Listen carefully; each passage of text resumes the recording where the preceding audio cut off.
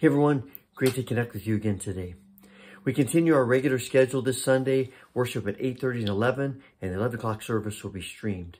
Kids Connect, Youth Sunday School, and Adult Discipleship are at 9:45. This is the third Sunday in Lent, and I'll be preaching once again about one of the questions that Jesus asked in the last hour of his life. And this sermon focuses on his question, "Why are you asking me this?" This Sunday, we enter daylight saving time, which means we move our clocks forward an hour on Saturday night, which means we lose an hour of sleep. In an article someone sent me this week, I discovered that for much of the 1800s, time was set according to the sun and the people running the clocks in every town and city, creating scores of conflicting, locally established sun times.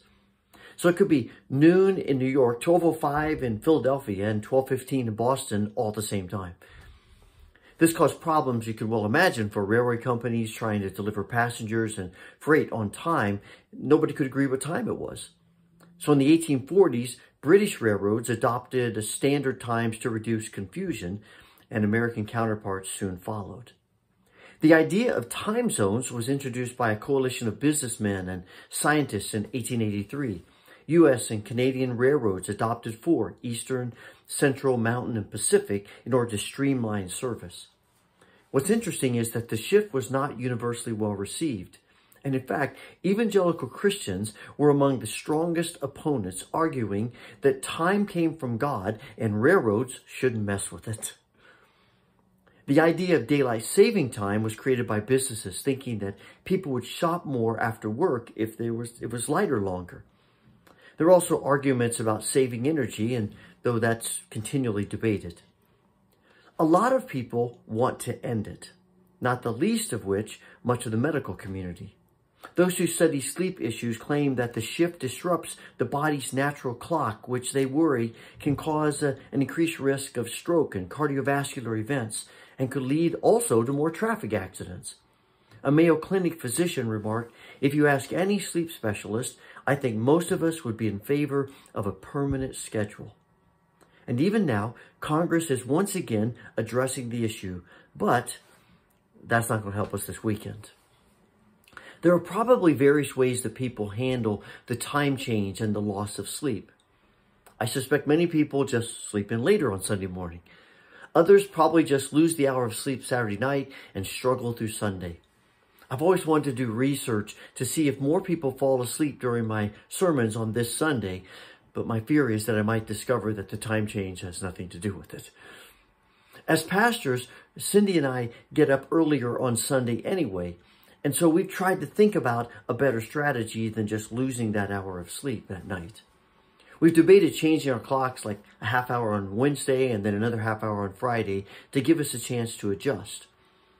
We haven't done that, but we have done for a number of years is that we've moved our clocks ahead 10 minutes every day this week so that by Sunday morning, we're already in the new routine. As crazy as that sounds, it kind of works for us. Of course, it can be a bit confusing trying to keep track of what's fast time and what's real time as we operate on the fast time and live in a world operating on the real time. As I was pondering all of this, I was reminded once again of the irony of our faith.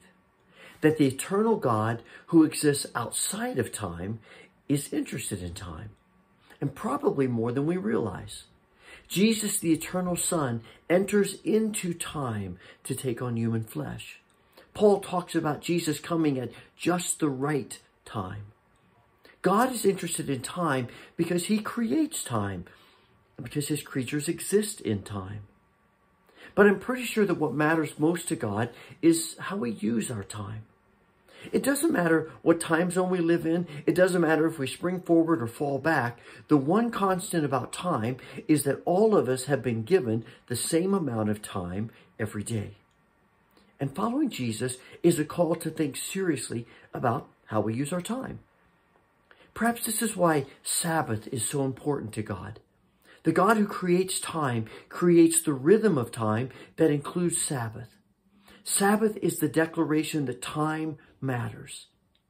Sabbath is a recognition that time can become a master instead of a gift.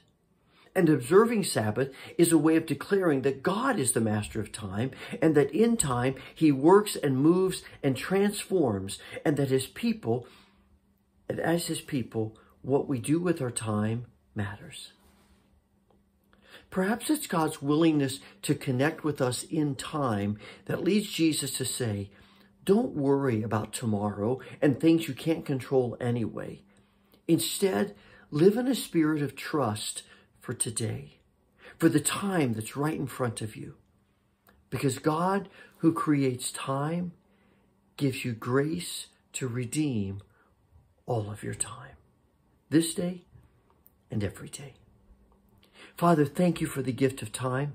Thank you for stepping into time. And thank you for giving us grace to redeem our time.